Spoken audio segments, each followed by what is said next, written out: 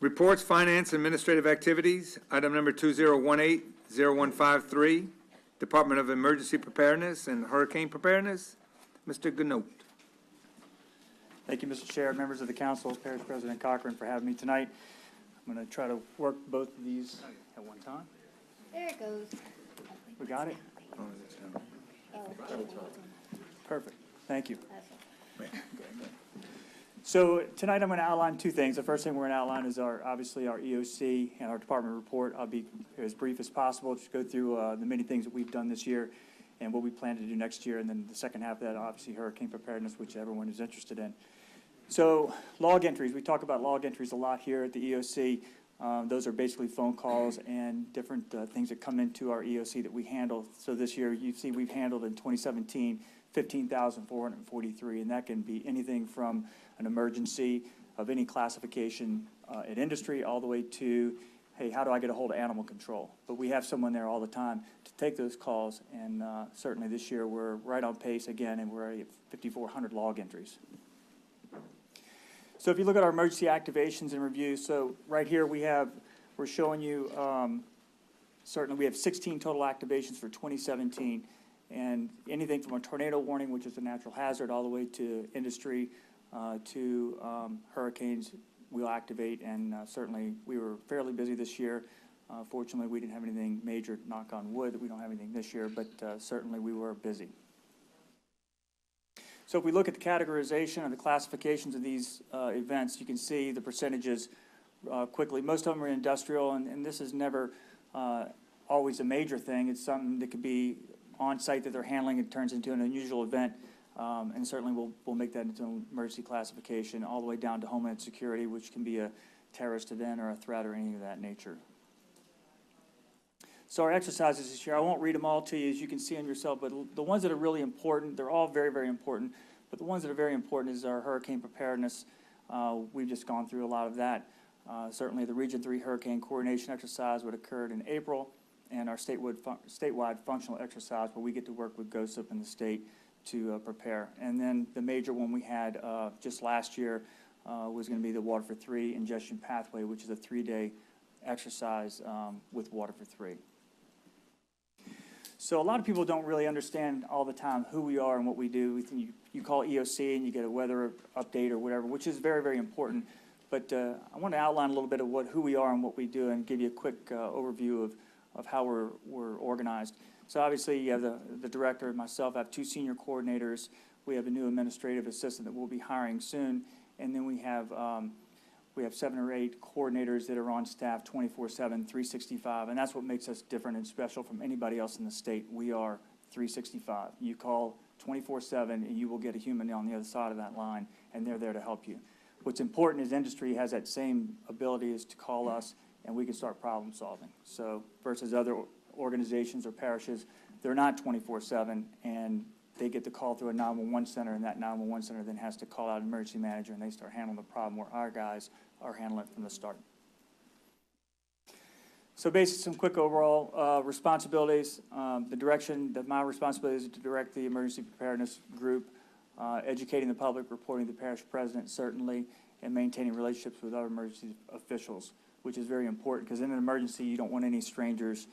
You want to meet people the day of, you want to know them beforehand. So we do a lot of relationship building.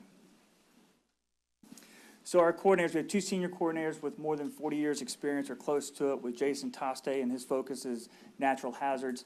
These guys do a fantastic job, keep me in line, educate me when I need to be educated, and they do just a fantastic job. So Jason's job is mainly on the natural hazards, hurricane planning and education, and things of that nature. Jim Polk, he's our industrial side. He's man-made disasters, hazardous materials, Pratt team, and terrorism. So he's also a part of a few boards, one of them being the LEPA chairperson. He has served, and then he's also on LERC, which is Louisiana Emergency Response Commission. That's important because that's appointed by the governor. So it's good to have somebody sitting in that seat representing St. Charles Parish. So we have our coordinators, and they all have specialties. They can do most anything, but most of them get into a lane that they really embrace.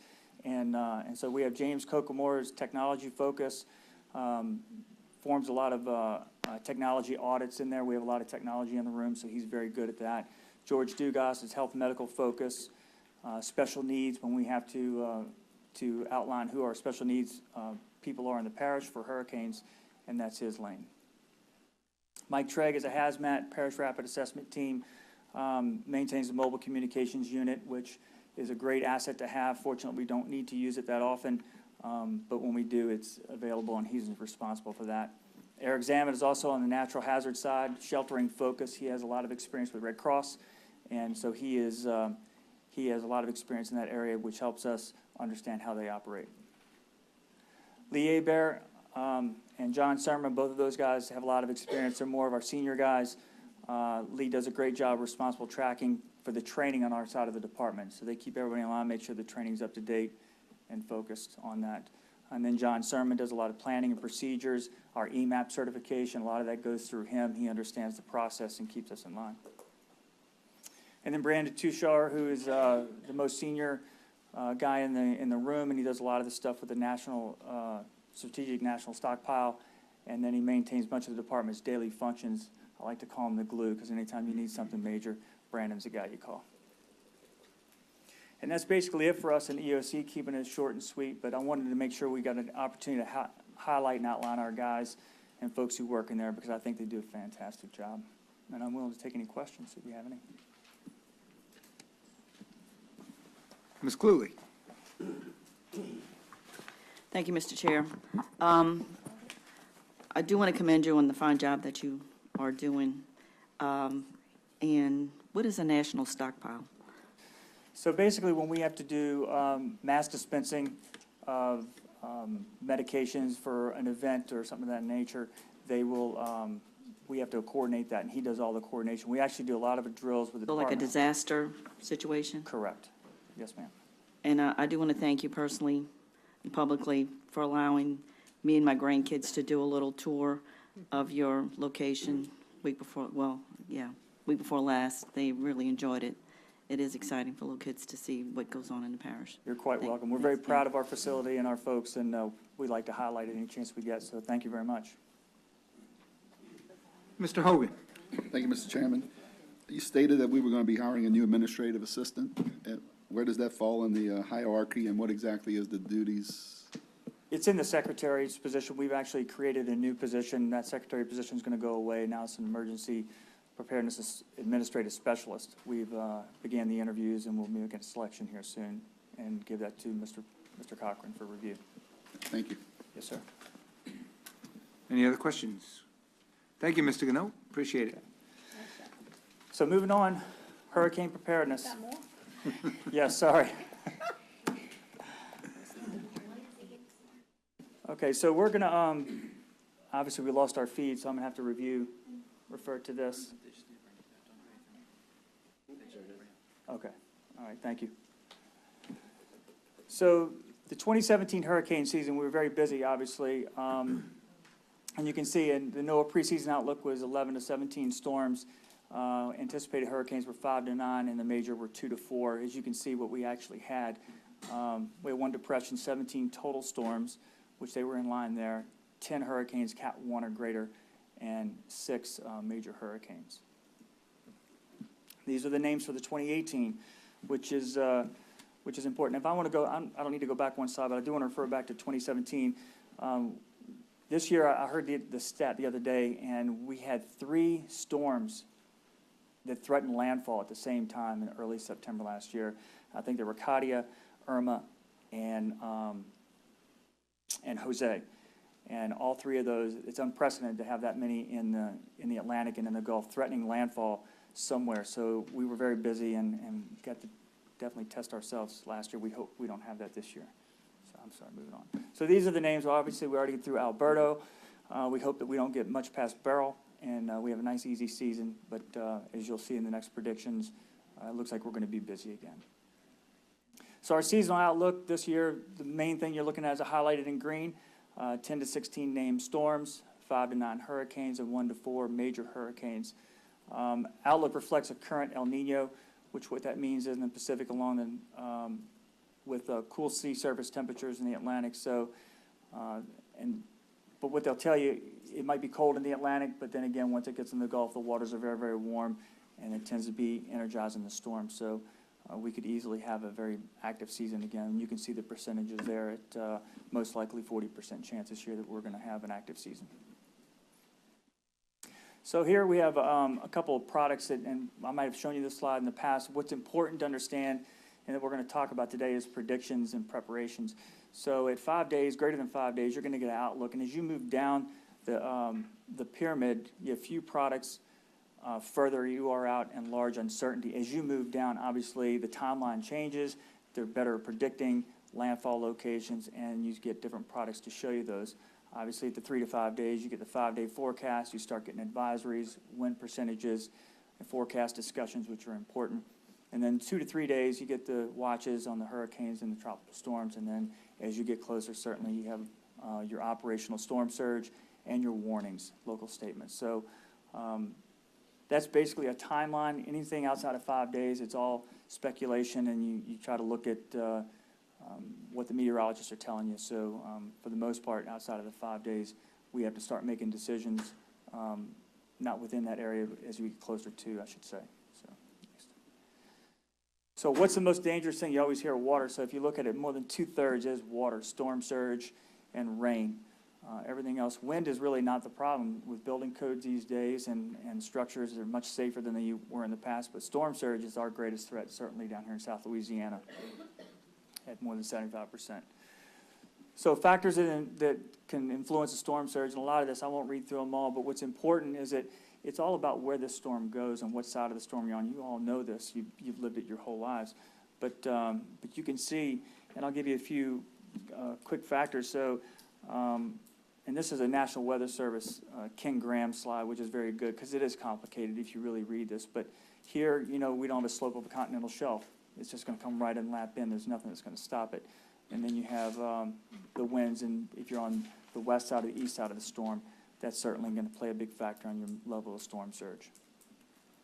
Slide. So this is Waveland. I don't know if you've ever seen this photo, but it's a pretty powerful, beautiful home. Move to the next one. And that's Katrina, and that's what's left. That's storm surge. That's not wind. And you can see the storm surge, and we viewed this slide in the past.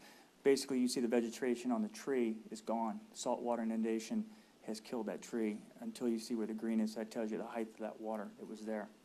So you can't stop it, and you have to prepare for it. And it's not an exact science of when it's going to come. But if you have any idea that you are going to get major storm surge, you need to start moving people and get them to safety. Otherwise, you're going to have this. Next. So inland flooding, which is always big, but you think about inland flooding not only with storm surge, but heavy rainfall. Heavy rainfall is a big part of this. And obviously rain rate is big, but you have slow-moving storms versus fast-moving storms. So if you look at Isaac, it came through. We evacuated for Isaac. I mean, we got a lot of rain. That thing moved at maybe 6 miles an hour and just continued to push water and dump, and those are dangerous. Versus last year, we had Nate. Nate came through. It came through at 23 miles an hour. We didn't evacuate because we knew it would be in and out pretty quickly. And there's a little bit different track that it took, but for the most part, you have to look at those factors as well. So again, it's all very, very complicated. So indirect deaths, we don't talk about this a whole lot. You think about storm surge and wind and damage and things of that nature, but a lot of people suffer cardiovascular incidents and they die and have issues because of the stress of evacuations and moving and just the hurricane season in itself. So that is 31% of all tragedies and deaths that happen is through cardiovascular, and those are all the indirect results of hurricanes and storms. So communicating risk. This is probably the hardest thing to do to the public because you're going to look here, and I'll just read one of them. I've been through Katrina and Gustav. This is nothing. I'll take that back. I'll read a second one. I saw the news break into programming. This GFS thing says won't come here. The problem is everybody has their own apps. Everybody has their own little websites to go to, and they're not credible. A lot of them are not credible. If you go and you don't know where you're getting your information from, it could be some high school kid in a basement in California giving you a forecast that you want to shop for and you like. And when really you need to be listening to the National Hurricane Center, the National Weather Service, and of course your local emergency managers, because we have your best interest at heart. So it's very difficult to communicate that to the public and get them to understand that we're always going to urge an error on the side of caution when it comes to these storms, and we have the most updated information from the experts. So here's how we do communicate. Obviously, you can always get on TV and you can talk about it, but you also have all these different avenues to explore, and honestly, social media is the way of the world. So if it happens on social media, it's got to be true. So we try to do our best, and Tristan and his group does a fantastic job of getting the information out there, getting our message out. And just last week, we had a nice summit with a lot of folks, and we approached the meteorologists and said, hey, get on our team, because they can reach a ton of people. I mean, just Fox 8, David Bernard and his meteorologists reach 70+ thousand people. Why not use them to get our message, especially when we're trying to speak to our residents and keep them safe? So it's very important. So this is the avenues that we will utilize. And that is it. I hope I stayed under my time, and if you have any questions, I'm here. Answer the best I can. Mr. Wilson? Thank you, Mr. Chair.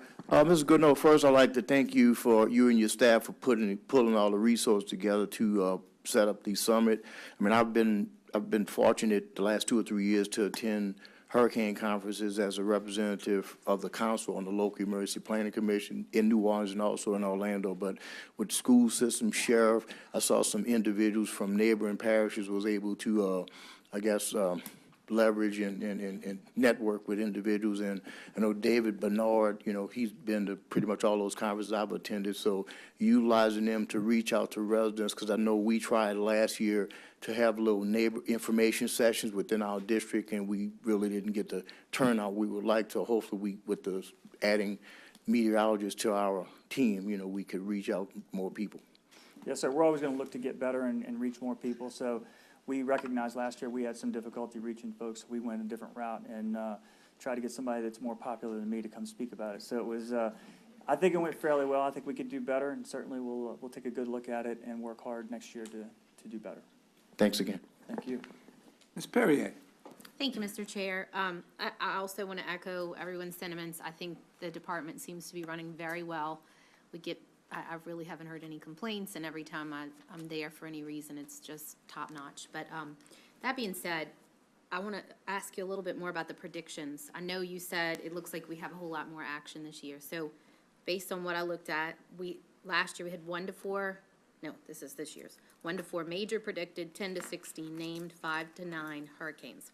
Last year, looks like we only had 4 with names and 1 hurricane. Is that right? I have to go back and look at the slide to make sure. I kind of pulled the data, so it's about, Yeah. that's probably the gist of it. Correct. And they're, Based on those predictions, I mean, that's a whole lot more action, right?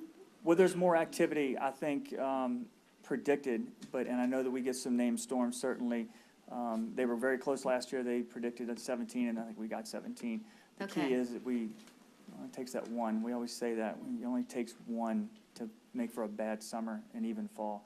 So, propensity or the potential for an opportunity to get a storm is certainly high every year.